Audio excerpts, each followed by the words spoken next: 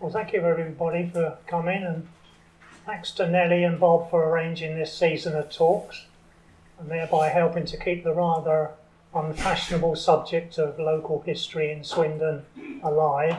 I'd also like to acknowledge Jack Hayward, who gave the first presentation, which raised the standards for others to aspire to. As you can see, the title image is a nod to Ken White, the talented artist who brightened up the town with his historical murals in particular. Ken was a member of Swindon Heritage Preservation, but he struggled with poor health towards the end and became housebound, and sadly at Christmas he died. Rather than try to commit a commentary to memory, experience has shown me that reading from notes will ensure that I will not go off on tangents and waste the limited time I have. Equally importantly, it will ensure I don't leave anything out. I'll start by explaining some family connections to the Great Western Railway, and then we'll talk about how and why I started writing down memories of elderly Swindonians before it was too late. Finally, I will talk about the development of New Swindon, particularly the railway village, using extracts from my new book. My grandfather on my mother's side, William Kerr, and he worked at Brentford Dock, which was part of the Great Western Railway. He started in 1913, and when he was 20 years old. I also had an aunt who married a Grade 3 station master in the Cardiff division, and my mother and my older brother used to go and stay with them in the station house on the platform at Peterston in the late 1940s. On my dad's side, I had a second cousin who spent his working life as a platform porter at Paddington, and we often used to see him as the family passed through that station when I was a child in the 1950s and 60s. This is a family professional portrait, studio picture of the Kerr family taken about 1921. That's my future mother, Winnie, next to Pop, as he was known. Over time, my grandfather became a crane driver at the docks. His job was to load and unload the barges that brought cargoes to and from the ships docked at Tilbury and the Port of London, further down the River Thames. Trains would carry the incoming goods up to the main line at Southall, 4 miles away, where the wagons would be marshalled into freight trains for the onward journey. A lot of coal was exported and a lot of timber imported via this route. Some of the timber was destined for Swindon works. Like the Swindon trippers, all GWR employees were entitled to free holiday train travel.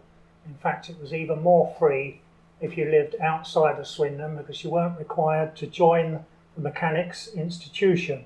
Although the Kerr family lived hand to mouth, like most of the working class, they always managed a week's holiday by the sea, thanks to my grandmother's careful budgeting all the year round. This picture is likely to have been taken at Weymouth or at Penzance. That's where they went most of the time. Grandfather used to say that he liked to get his money's worth out of the GWR. That's why he chose to go to the furthest holiday destination, Penzance. In 1942, he pushed his luck a little too far and was caught receiving stolen goods from incoming cargoes at the docks. My mum told me of the shame it brought on the family, and none of them talked about it at the time. In recent times, I've mentioned this to my cousins and was surprised to find that none of them had heard of the crime until I managed to find this newspaper cutting from the Middlesex Chronicle of 6th of June 1942. They refused to believe me. At Brentford Magistrates Court, the chairman of the bench said Mr. Kerr was lucky to get off with a £10 fine and not be sent straight to prison. Moving forward to the mid-1950s, my parents decided to take advantage of the London Overspill scheme. This offered families a council house and, for the head of the household, full-time employment if they were prepared to move out of London. It's usually associated with the post-war time, but it started in the 30s, I believe. And at the time when they applied, in about 1955 or 6, they were offered 3 alternatives: Harlow, Stevenage or Swindon. And luckily for me, they chose Swindon, as it turned out. This was a picture of my where we lived in Chiswick just before we moved. My mum and dad decided to move to Swindon with the promise of a house on the edge of the countryside. Little did they know it would soon be swallowed up for as far as you could see. And this must have appealed to them far more than the flat they had close to the 6-lane Great West Road in Chiswick. This was a photograph of the street where we lived, taken around the time we moved. The large houses had been converted into tenements by the council many years before, and everybody where I lived on Park South either lived with their parents when they got married, or they lived in a flat. I didn't know anybody that had a house before they came to Swindon. So, moving forward to the 1st of March 1957, we moved from London. My older brother took this picture at Paddington on that day. The people in the background are relatives who have come to see us off. A lorry with all our belongings in it met us in our new house in Swindon. Moving forward now, because I was only 3 when we moved, by the early 60s I was old enough to go train spotting on my own rather than have to wait till the family were going somewhere by train to absorb any interest that I had in it, which was quite considerable. It all came to a sudden end though in the mid-1960s when diesels took over the train services and I lost interest. So moving forward to the mid-1970s, I started work at Princess Margaret Hospital after having done an engineering apprenticeship, which I gave up on completion. So at the hospital, part of my job at first was sitting with patients who were waiting to go into the operating theatres, and many of the elderly patients would tell me about their younger days in Swindon. By asking what they did before they retired, I gradually developed a sense of what the railway town must have been like around the time of the First World War onwards. So it happened by accident, really. And after a few magazine articles, I started compiling the notes I had taken over the years with a view of having a book published. This was in the early 2000s, and after a few rejections, I got the impression they thought that because I had not worked in the railway, I couldn't possibly know what I was talking about. And I did feel that there was a prejudice against people that just took an interest rather than actual railwaymen themselves, which I was not, of course. Due to perseverance, however, I did eventually get books published and they received generally good reviews. In 2022, I decided to research a subject I knew very little about. I thought it was about time a book about the history of the railway village and New Swindon as it expanded was compiled. It would over the period of the coming of the canal. That makes sense.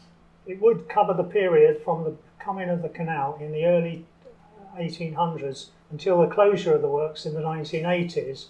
I quickly realised that recent work to conserve and adapt the remaining railway buildings for the 21st century would require a book of its own, so I abandoned the idea of bringing it right up to date.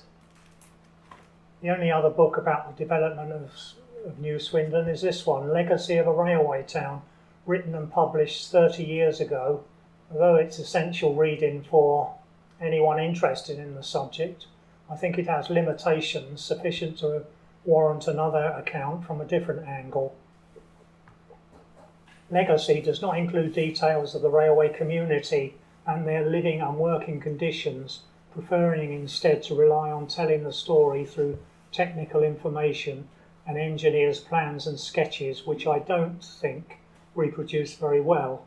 I also decided that my proposed book would not have such small print, having seen how English Heritage have made Legacy more economical to produce by reducing the size of the print with text. One of the first things I did was to place an appeal in the Swindon Advertiser. I asked for first-hand memories, photographs and perhaps stories about the railway village that had been handed down from previous generations. I ended up with about half a dozen new sources of information to go with similar material I had compiled in the past but not used. The problem is that all this information relates to the 20th century for obvious reasons. The earlier part of the story would have to be pieced together from old books, newspapers and obscure sources. I also got offered this postcard which was sent out to a family of a child just before the child's operation was due. The date is 3 months after the introduction of the National Health Service in July 1948. It lists articles to be brought with the patient and visiting times, etc. You get the impression by the tone that the rules were strictly enforced. A close-up of the rules. I particularly like the last rule. Visitors could not bring food in for patients. It must be handed in to the nurse in charge. They didn't offer you the option of taking it home either, by the looks of it. As the research material came together, I was able to work out the sequence and content of each chapter. Firstly, I had to find out what the land was like before the railway passed close to Swindon Hill. This then had to be followed by an explanation as to why the railroad was needed between London and the port of Bristol. The next section in the book concerns the engagement of Brunel and his reasons for surveying his preferred route to the north of the Marlborough Downs, as seen here. So a timeline for the 1840s. New Swindon Station became operational in May 1841. The GWR completed throughout in June 1841. The first of the workers' houses were completed and occupied in 1842-43. The Cheltenham and Great Western Union Railway was completed in 1844. That was another reason that Swindon was chosen. It became the junction with the GWR by that railway. The first engines were serviced and repaired in early 1843, although that's debatable. Everyone seems to have a different opinion about that. But Brunel's works was not completed until 1846. An unusual picture of Brunel. He'd been appointed as chief engineer to the Great Western Railway in 1833, and although he was later to call the GWR the finest work in England, Mr. Brunel was soon surveying or advising other railway companies which were just starting up. I found that out after reading Tim Bryan's recent book about Brunel and his railway involvement. Brunel also designed the station at Swindon and worked out the initial plans for the workers' cottage estate. Joseph Drown and Charles Rigsby of London won the contract to build both.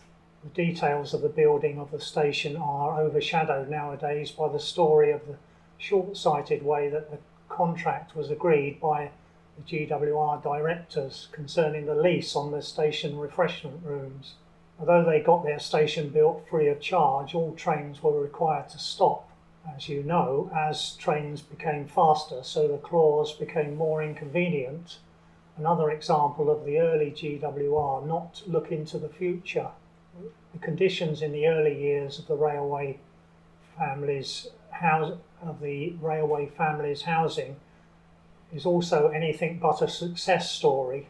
The accommodation provided soon became severely overcrowded, making the sanitary arrangements and lack of clean water a serious health problem. Daniel Gooch was generally regarded as the father of the Swindon works, according to Harold Holcroft in his respected biography about the Armstrong family written in 1953. Brunel appointed him as locomotive engineer in 1837.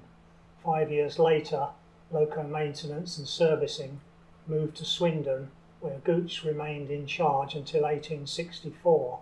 He would stay over if necessary, but he never lived in the town, and consequently stories about him in Swindon are rare.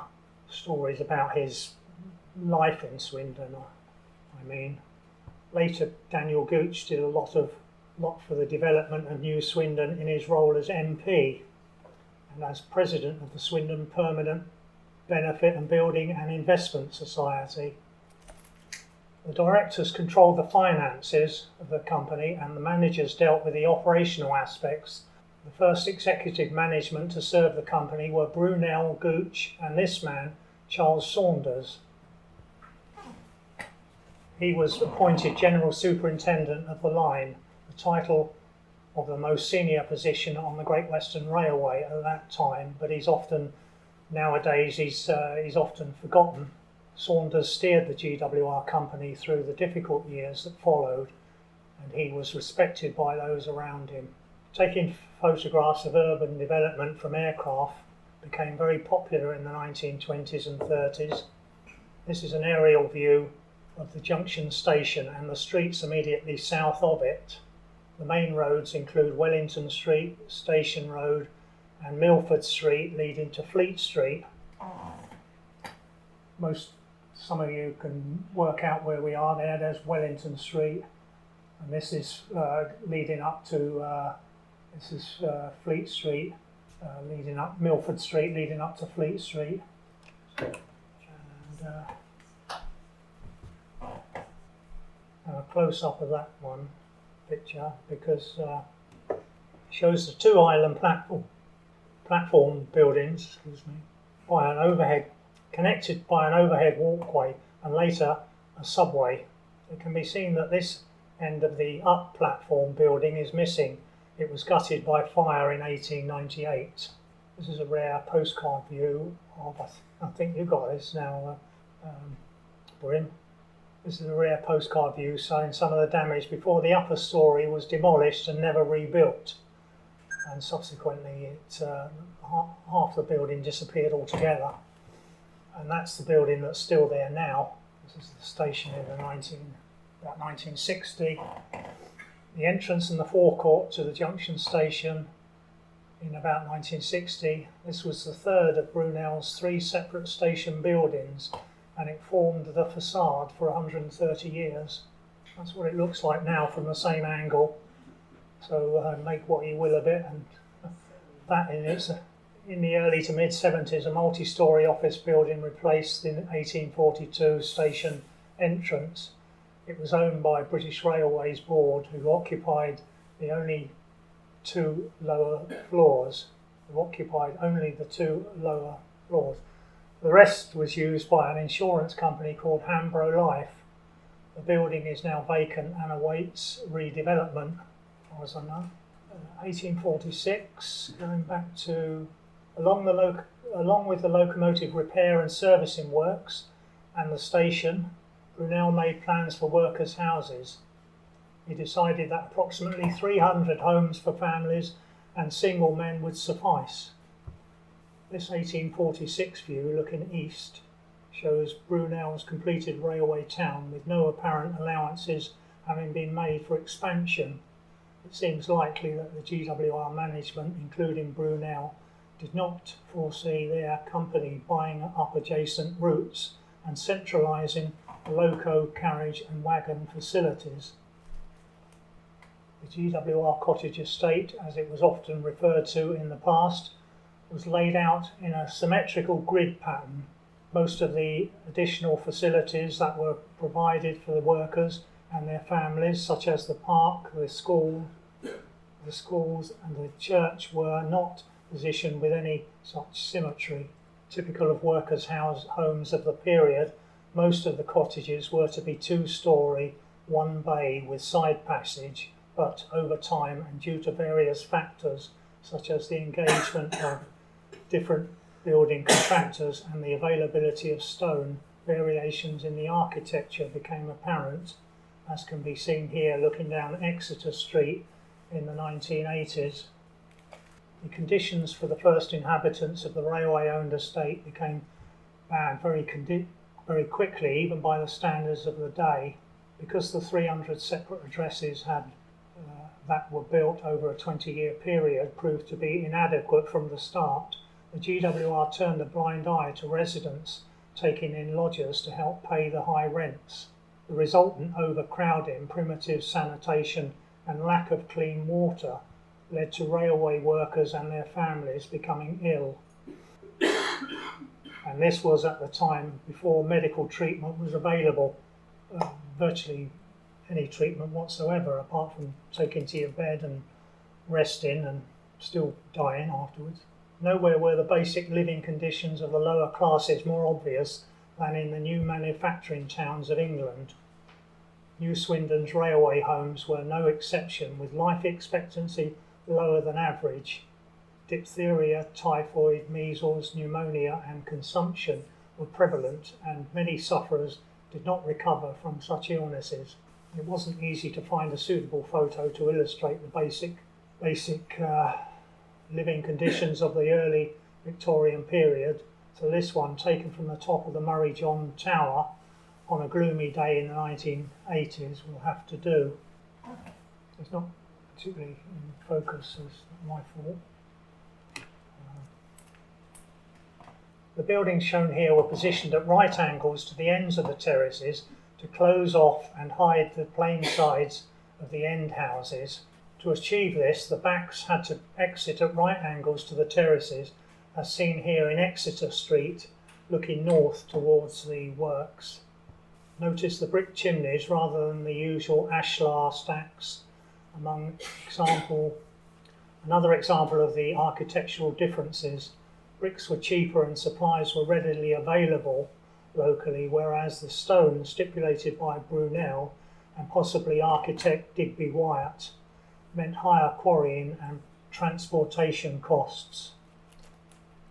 Going back to the previous picture, by the early 1900s, when the works was surrounded by housing estates on all sides and overcrowding was a thing of the past, some of these end blocks in Emlyn Square were converted to offices and used for a variety of leisure and educational activities, such as a nurses' hostel, Enginemen's Mutual Improvement classes, Swindon Engineering Society headquarters, GWR orchestra practice, Retired Workmen's Benevolent Association, and Crane's Coffee Tavern. This was all kind of around the turn of the 19th and 20th century.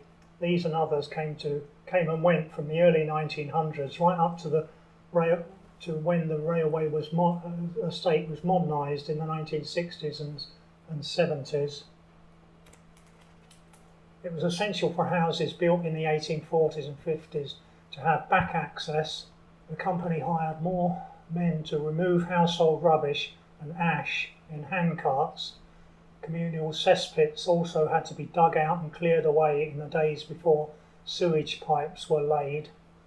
Later, hydrants and fire pits were plumbed in at regular distances along the back alleys to give the GWR Fire Brigade access to pressurised water. The original manhole covers with the company initials cast into them can still be seen around the estate to this day. The elevated water tank in the background of this view shows that the house is in Barthampton Street, and it was taken by Colin Bound, who lived there at number 46 before he moved to Jennings Street in the 1960s upon being married. More about him later. Barthampton Street had been Bath Street until Old and New Swindon were incorporated into the borough of Swindon in 1900, as there was a Bath Road in Old Town itself, only recently having the name changed from the Sands. When full, the water level in the tank, seen here, was 20 feet higher than the other works hydrants.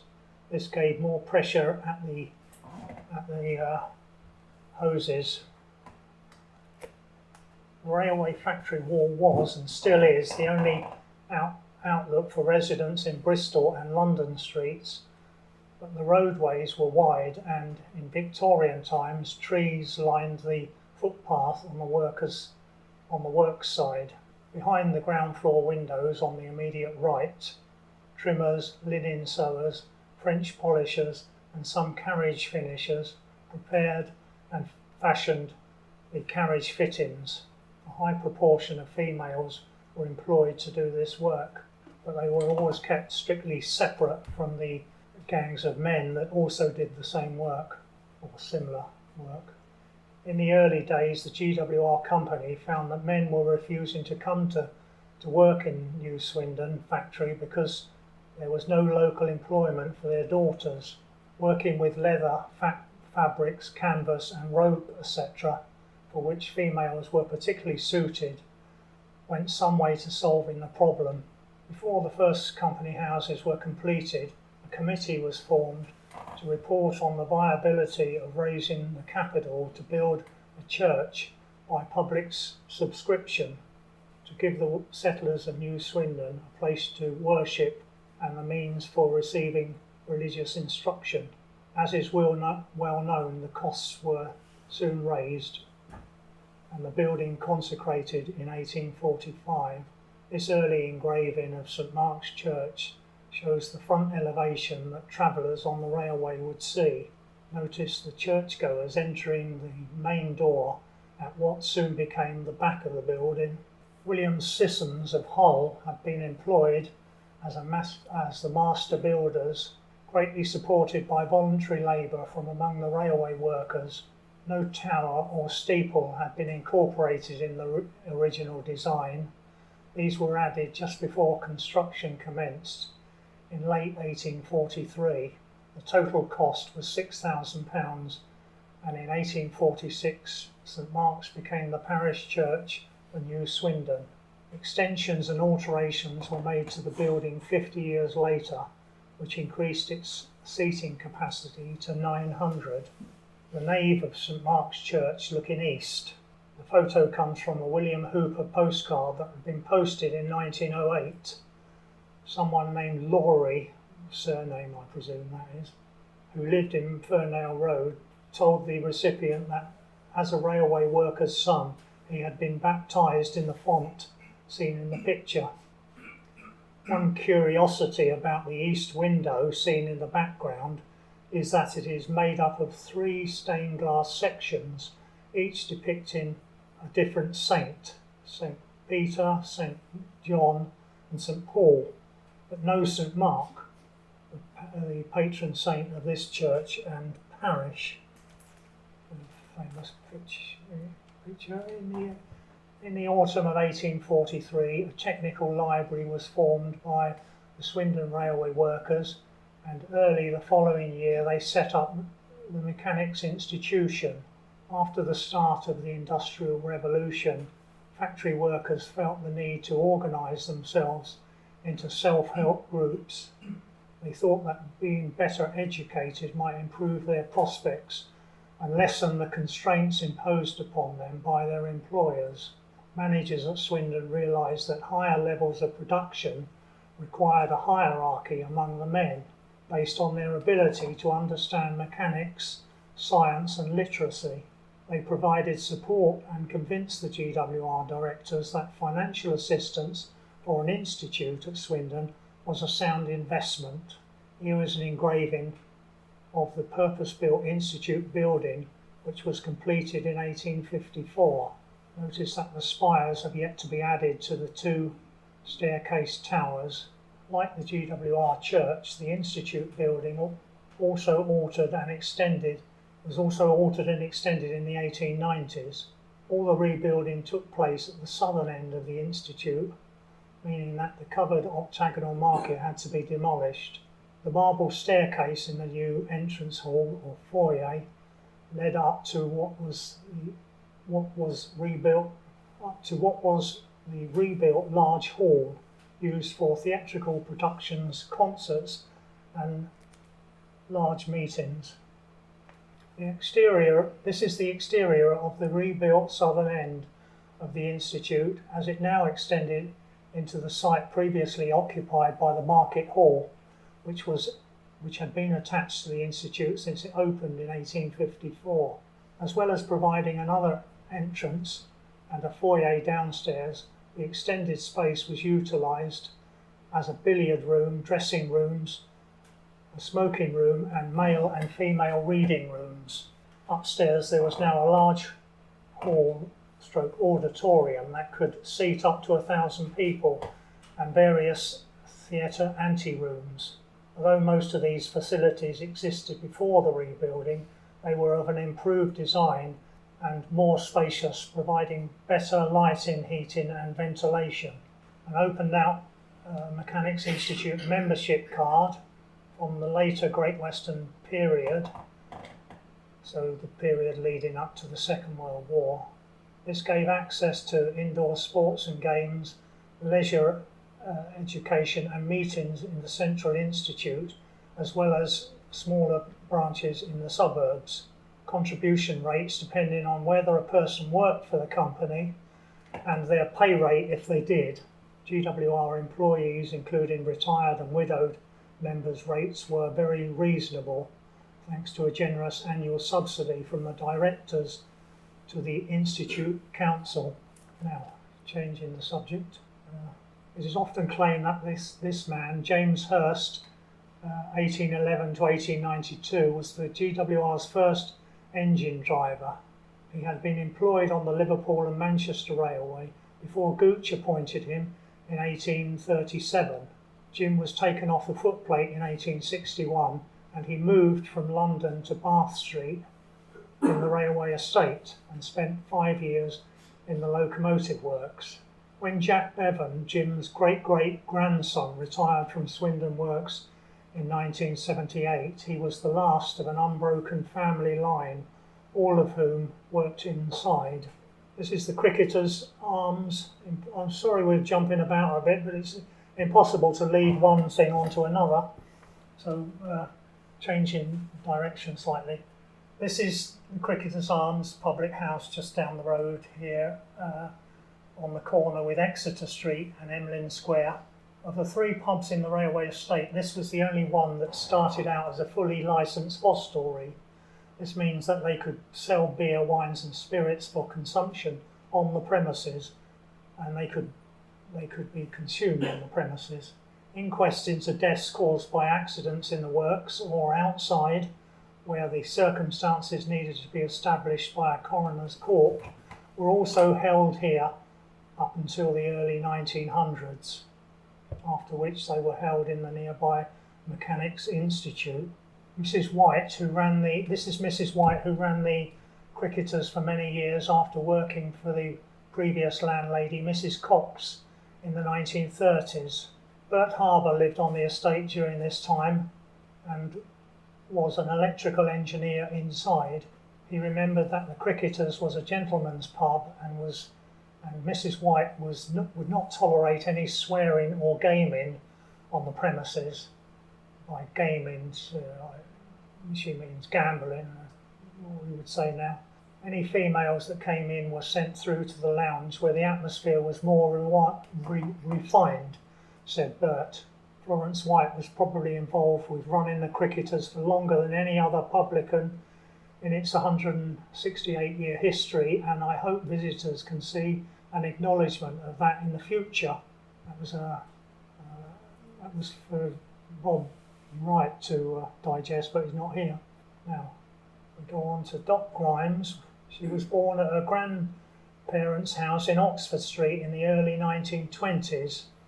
Her grandfather, Frederick Little, had walked from Chippenham to get employment in Swindon Works around the turn of the century, and it wasn't unusual for men to walk to the next town to get employment, and sometimes the towns beyond that. And that happened quite a lot at Swindon. But anyway, Chippenham, he had, you could do it in a day, so it would be considered quite near. He became a horsebox trimmer, and his 2 brothers also worked on the carriage side. As a child, Dot, or Dorothy, remembers Mr. Hewer coming round the estate with a horse and cart selling hardware on Fridays. He had a shop in Manchester Road, said Dot. You could get paraffin, soap, candles, min cream and mansion polish that Mum used on the lino. And Mr. Moulding also drove a horse and cart, and Dot remembers that he delivered company coal, something the men would come out for and shovel up the horse dung for their rose garden, she told me. But Dot, I spoke to Dot a long time ago, and I was surprised to hear that she was still alive up until very recently. She was well in her 90s, I think, when she went on. Lovely old lady. What later became the Glue-Pot Beer House started business as a wool and linen drapery shop in 1847. The keepers, David Dunbar and his wife Arabella, struggled to make a living from it, and seeing how much custom the Cricketers was doing, they transformed part of the premises into a beer house in about 1850. So that's 3 years after they started. The name the Glue Pot was probably not used until the 20th century and was not officially adopted until the 1930s or later. There doesn't seem to be any definite answer to that I've seen. Mr. and Mrs. W. Bown, outside their house in Barthampton Street, suitably decorated with bunting for the coronation of 1953. That's quite a good picture. Bill was a semi-skilled metal machinist inside and had been a respected first aider for many years. He was also a part-time fireman as well. During the Great War, William Bown, Bill Bown, had become a pilot officer in the RAF. His son Colin said that Bill's father and grandfather had both been employed in the works, the latter in the rolling mills, so he may have come up from the Welsh valleys. It is often said nowadays that health and safety was non-existent at Swindon Works, but this is not true. Having researched this subject, I would say that the GWR publicised and educated its staff about the possible hazards in each department and expected them to use their common sense rather than have everything spelt out to them like you would do nowadays just to cover your back. The company, with the government's breathing down their neck, also provided funds and facilities for awarding prizes to individuals who excelled at courses of first aid training. Medals were also awarded to teams of factory workers who avoided being injured over a set period of time. The gold medal here on the left is an example of one of these. It is engraved with the name of the AM shop team leader, William T. Bown. The silver medal on the right was also awarded to Bill Bown. This is Bill's younger son Colin in the 1950s. Colin had wanted to work in the park at the end of the road when he left school in 1945. However, his father said that he must go inside and he started as an office boy in the loco manager's office after Christmas that year. Colin began his apprenticeship as a sheet metal worker in 1947 in April. That was due to his birthday when he left school. At this time, his trade was still referred to by the former name tinsmith, and collectively they were known as... What, Jack? You haven't heard a word of this, have you? Oh yeah, I can hear the majority of it. And collectively they were known as Collection of Tinsmiths. Oh, tinsmiths. Oh yeah, in the cake shop. Yeah, tinsmiths. I do. Tinkers. They were called tinkers. Oh, were they? That was one word for them. There were others apparently. They're all clean, but before my time. Yeah. Sometimes I was invited to interview him, if you like. I never felt like I was interviewing anyone, but talking to them and writing everything down. And he used to say to me, if you want to talk to me, you'll have to come up to the Morris Street Working Men's Club. And so I used to go up there. I lived nearby at the time, and I used to talk to him. The trouble is everybody else kept butting in, and they all wanted to talk to me because they all worked inside back in the, 1980s, I suppose it was. Later, as a skilled man, Colin worked on a section making and repairing locomotive headlamps. These are highly collectible now, and I remember him saying that each lamp was made up of 88 separate pieces of tin plate or sheet steel, each of which had to be marked out, cut, pressed and soldered together to make a lamp body. And the inners were the lamps, the wicks and the mantles and that were all brought in from outside. In 1984, the BBC made 3 documentaries about Swindon Works and the effects of the closure would have on the town. Colin was featured making lamps and giving his opinion about the impending closure. Right, now we move on to Burt Harbour. A group of friends from the park end of the railway estate having a rest after walking across the fields from the railway village to the wood yard at Rushy Platt, which I believe was called Barnes Yard. Burt Harbour is the older boy in the white shirt. His father, William, took the photo in about 1930. Burt couldn't now recognise the others in the picture, but his best friend at the time were Wilf and Ted Randall of Emlyn Square, so perhaps they are among these shown here. I did write it down somewhere, but I just can't find it. So. Burt Harbour grew up in Taunton Street in the 1920s and 30s. He told me about the washing day ritual that took place every Monday. Mothers started early, filling the copper in the scullery with water. Mother, that should be.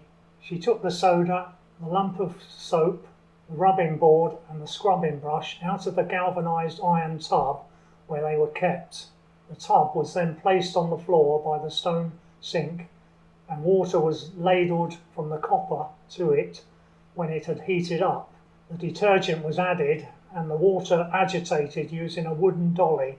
Then the washing was added after any stubborn marks had been scrubbed and soaked overnight.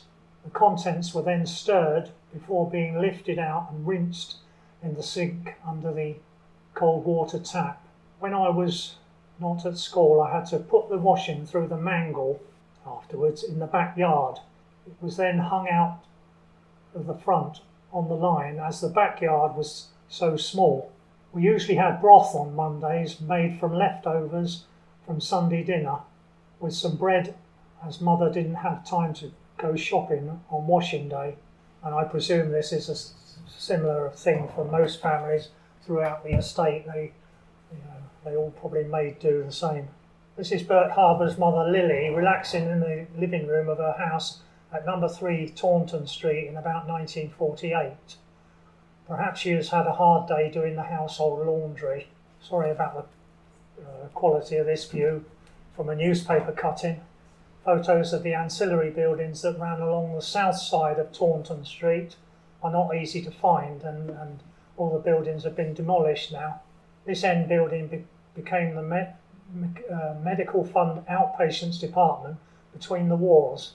Prior to that, the walking wounded were either treated in the hospital or in the bars and dispensary opposite, what we now call the Health Hydro. This is a better picture of it, but it's after it's all closed up. The new outpatients opened in 1936, relieving pressure on the cramped facilities previously available. Treatment following accidents was carried out here, as well as clinics for follow-up appointments. This photo was taken just prior to the demolition in about 1970. If you stood in the same spot as the photographer of the last photo today, this is what you would see, just to give you some idea of where this line of buildings were. The so-called Health Hydro facade is now properly visible on the left, and Park House is beyond the trees in the middle left, so at the far end of Taunton Street. Blimey, have I finished already? Blimey. In the past, I have concentrated on recording the story of Swindon Works within living memory. My publications have included a bit of life on the other side of the factory walls, but I've always knew that I was only scratching the surface. Surprisingly, no other writers have attempted to record the development of this railway community on anything like the scale that it deserves. So it was down to me, and I wasn't going to cut corners, hence the price of £25. That is what they cost me to have them printed. However, I will donate 20% of the receipts to Swindon Heritage Preservation. Thank you for your attention.